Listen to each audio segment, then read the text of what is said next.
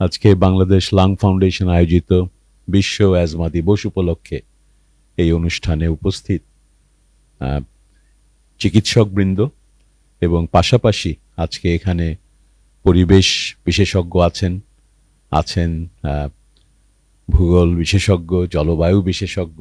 এখানে আমরা এছাড়াও পেয়েছি বিশিষ্ট সঙ্গীত শিল্পী। সুতরাং আজকের এই অনুষ্ঠানটা আসলে শুধুমাত্র এই অ্যাজমাকে কেন্দ্র করে কয়েকজন চিকিৎসকের আলোচনা নয়, যথার্থই এই আলোচনার ভেতর থেকে উঠে এসেছে যে স্বাস্থ্য কেবলমাত্র চিকিৎসা বা চিকিৎসকেই সীমাবদ্ধ না। স্বাস্থ্য বলতে আমরা যেটা বলি যে কমপ্লিট ওয়েলবিং, মানুষের ভালো থাকা, সেই সুস্বাস্থ্যের ক্ষেত্রে কিন্তু চিকিৎসক এবং স্বাস্থ্য ব্যবস্থা বলতে আমরা যেটা বুঝি সেটুকুর যেমন ভূমিকা রয়েছে। আমরা যে পরিবেশে বেড়ে উঠি, যে পরিবেশে আমরা ফাংশন করি, যেখান থেকে আমাদের খাদ্য আসে, যেখান থেকে আমাদের বাতাস নেই আমরা, যে পানি আমরা ব্যবহার করি, এই সমস্ত কিছুই কিন্তু একদিকে আমাদের স্বাস্থ্যের হানি ঘটাতে পারে, অন্যদিকে সঠিকভাবে এটাকে ব্যবহার করতে পারলে এটাই হয়ে উঠতে পারে আমাদের সুস্বাস্থ্যের কারণ। আজকের এই আলোচনাটা অত্যন্ত প্রাণবন্ত এবং সঠিকভাবেই এই যে মাল্টি সেক্টরাল অ্যাপ্রোচ হেলথে দরকার সেই বিষয়টিকে তুলে ধরেছে। আপনারা জানেন যে আমাদের এই নতুন নবনির্বাচিত সরকার, আমরা নির্বাচনের আগেই যে নির্বাচনী ইশতেহার দিয়েছিলাম সেখানে আমরা সুস্বাস্থ্যের বাংলাদেশের কথা বলেছি এবং আমরা সেই ইশতেহার নিয়ে জনগণের কাছে গিয়ে জনগণের ম্যান্ডেট পেয়েছি এবং সেই সুস্বাস্থ্যের বাংলাদেশ গড়ে তোলাই হবে আমাদের স্বাস্থ্য সেক্টরের মূল কাজ। তো সেই সুস্বাস্থ্যের বাংলাদেশে আমরা কয়েকটি বিষয়ে জোর দিয়েছি।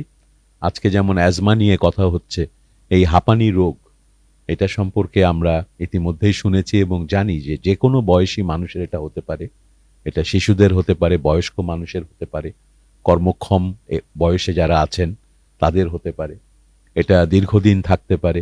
এটা হওয়ার ক্ষেত্রে পরিবেশের যেমন ভূমিকা আছে, একইভাবে অন্যান্য ফ্যাক্টরও কাজ করতে পারে এবং বিভিন্ন ধরনের ট্রিগার সেটাকে বাড়িয়ে দেয়। তো এই যে একটা রোগ যেটার ব্যাপ্তি এবং পুরো আমাদের মানুষের লাইফ স্প্যানে যাদের শিশুকালে হচ্ছে তারা কিন্তু জীবনের বিভিন্ন স্টেজ পার হবেন এই রোগটাকে নিয়ে। তো সেই রোগকে নিয়ে কাজ করার ক্ষেত্রে যেমন অন্যান্য এরকম ক্রনিক ডিজিজ যেগুলো আছে বাংলাদেশে সহ সারা পৃথিবীতেই আমরা দেখতে পাচ্ছি যে ক্রমশ ক্রনিক ডিজিজের কারণে ডিসেবিলিটি এবং ডেথ বাড়ছে।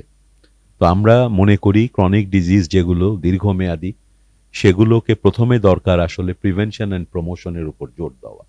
আমরা সুস্বাস্থ্যের বাংলাদেশের যে পরিকল্পনা সেখানেও আমরা বলেছি যে আমাদের সবচেয়ে বেশি অগ্রাধিকার থাকবে রোগ প্রতিরোধ এবং রোগ হওয়ার আগেই যেন মানুষকে সুস্থ জীবনের দিকে আমরা গাইড করতে পারি।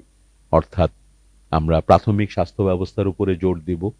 সেখানে একটা বিরাট অংশের কাজ থাকবে লক্ষ লক্ষ স্বাস্থ্যকর্মীরা বাড়ি বাড়ি গিয়ে একেবারে তৃণমূল পর্যায় থেকে নগরের ওয়ার্ডে ওয়ার্ডে আমরা চাই যে আমাদের প্রশিক্ষিত স্বাস্থ্যকর্মীরা হেলথ প্রমোশন এবং প্রিভেনশনের বার্তা নিয়ে মানুষের কাছে যাবেন। মানুষকে বিভিন্ন পর্যায়ে প্রশিক্ষিত করতে হবে, জানাতে হবে যে হেলদি লাইফস্টাইল কি।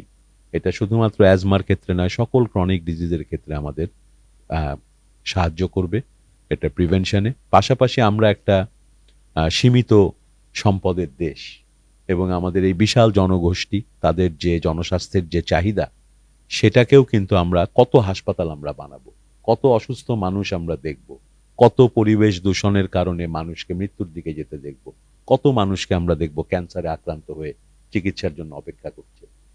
এই অসম্ভবের চেয়ে আমাদের কাছে মনে হয়েছে যৌক্তিক অ্যাপ্রোচটা হবে যাতে আমরা প্রিভেনশন প্রমোশনের মাধ্যমে, হেলদি লাইফস্টাইল প্রমোট করার মাধ্যমে, পরিবেশগত উন্নয়নের মাধ্যমে মানুষের সুস্বাস্থ্য যদি নিশ্চিত করতে পারি তাহলে আমাদের টার্সিয়ারি কেয়ারে যে খরচ, যে ব্যবস্থাপনা, যে উন্নত যে যন্ত্রপাতি, চিকিৎসা ব্যয়বহুল, সেগুলোর ব্যবস্থাও কিন্তু প্রয়োজনটা অনেকটা কমে যাবে।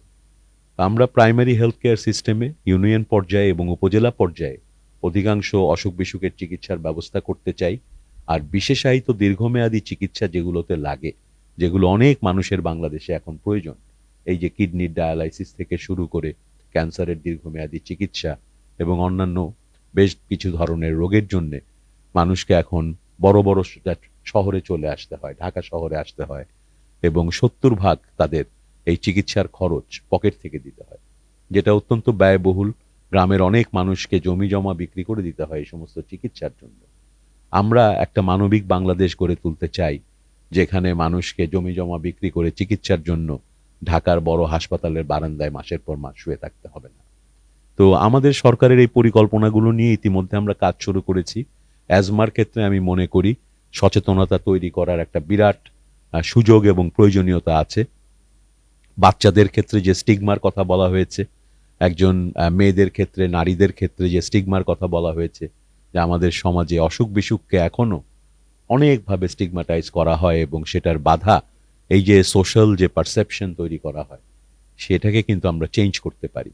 এই বাধাগুলো অধিকাংশই আমাদের মনস্তত্ত্বের, আমাদের সামাজিক যে চিন্তা ভাবনার স্তর, সেখানে পরিবর্তন আনা প্রয়োজন। প্রতিবন্ধী মানুষদের নিয়ে এরকম স্টিগমা আছে, বিভিন্ন অসুখে আক্রান্ত মানুষদের নিয়ে আছে। সেখানে ধরেন হাঁপানির মতো একটা অত্যন্ত কমন ডিজিজ, যেটা যে কারো হতে পারে, সেটা নিয়ে স্টিগমা মেনে নেওয়া কোনো কারণ নাই। সেই জন্য আমি ধন্যবাদ জানাবো আমাদের বিশিষ্ট সঙ্গীত শিল্পী, তিনি এই কারণটার সাথে যুক্ত হয়েছেন। আমি মনে করি মিডিয়া এবং সাংস্কৃতিক ব্যক্তিত্ব, আপনারা যারা জনগণকে কাছে টানতে পারেন খুব সহজেই, আপনারা আপনাদের পেশাগত দায়িত্বের পাশাপাশি বিভিন্ন কজে আপনারা নিজেদের সময় এবং মানুষের আগ্রহটাকে কাজে লাগাতে পারেন, মানুষের মধ্যে সচেতনতা তৈরি করতে পারেন। অ্যাজমার চিকিৎসা আছে, এই হাঁপানি রোগের চিকিৎসা হলে তারা ভালো থাকবেন।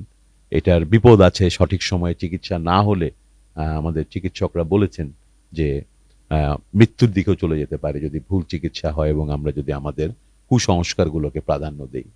তো এই পুরো পরিসরটাই আজকের আলোচনায় এসেছে। সরকারের পক্ষ থেকে আমরা স্বাস্থ্য ব্যবস্থায় যেমন এই পরিবর্তনগুলোর মাধ্যমে অ্যাজমার মতো রোগীদের কাছে দ্রুত পৌঁছানোর চেষ্টা করব। বিশেষায়িত হাসপাতালগুলোতে এগুলোর চিকিৎসা, প্রশিক্ষিত জনবল, সেগুলোর জন্য আমরা কাজ করছি, সেই কাজগুলো অব্যাহত থাকবে। পাশাপাশি আমি মনে করি যে নগর স্বাস্থ্যের ক্ষেত্রে নগরায়নের ফলে আমার মনে হয় যে অ্যাজমা, যে সমস্ত ফ্যাক্টর অ্যাজমার সাথে জড়িত, এগুলো হয়তো নগর অঞ্চলে অনেক বেশি দেখি। এই ঢাকা শহর থেকেই এই জাহাঙ্গীরনগর ইউনিভার্সিটিতে আছেন আপনি, যেতে গেলে আমিনবাজার পার হলেই আমরা দেখতে পাই বড় বড় ইটের ভাটা, সেখান থেকে যে ধোঁয়া হচ্ছে এবং এই ঘনবসতি বড় শহরগুলোতে পরিবেশের যে অবস্থা, আমরা প্রতি বছর দেখি এখানকার বায়ু দূষণের যে ইন্ডেক্স, সেখানে বোধহয় আমরা পৃথিবীতে ফার্স্ট, সেকেন্ড, থার্ডের মধ্যে থাকে এই ঢাকা শহর। সুতরাং পরিবেশ মন্ত্রণালয়ের বিরাট কাজ করার সুযোগ রয়েছে। আইনকে আসলে কার্যকর করা, সেটা একটা বড় চ্যালেঞ্জ, কারণ আপনারা জানেন যে পরিবেশ দূষণের সঙ্গে যে সেক্টরগুলো জড়িত, সেখানে যারা ব্যবসায়ী আছেন বা যারা এগুলোর সাথে জড়িত থাকেন, তারা এক অত্যন্ত শক্তিধর একটা পক্ষ। তো আমরা যেহেতু জনগণের ম্যান্ডেট নিয়ে সরকারটা এসেছে, এই সমস্ত শক্তিধর পক্ষকেও জনগণের কল্যাণের যে কোনো কাজে, আমরা মনে করি গণতন্ত্রের এটাই শক্তি, যে আমরা সেই শক্তিটাকে জনসমর্থন এবং জনকল্যাণের জন্য যে কাজগুলো করতে হয়, আমাদের মাননীয় প্রধানমন্ত্রী জনাব তারেক রহমানের নেতৃত্বে আমরা বিশ্বাস করি দৃঢ়তার সাথে আমরা সেই কাজগুলো সামনে এগিয়ে নেব এবং বাংলাদেশের মানুষের সুস্বাস্থ্যের জন্য যেই সেক্টরে যা কিছু করা লাগে সেভাবেই আমরা সমন্বিতভাবে কাজ করার পরিকল্পনা করছি।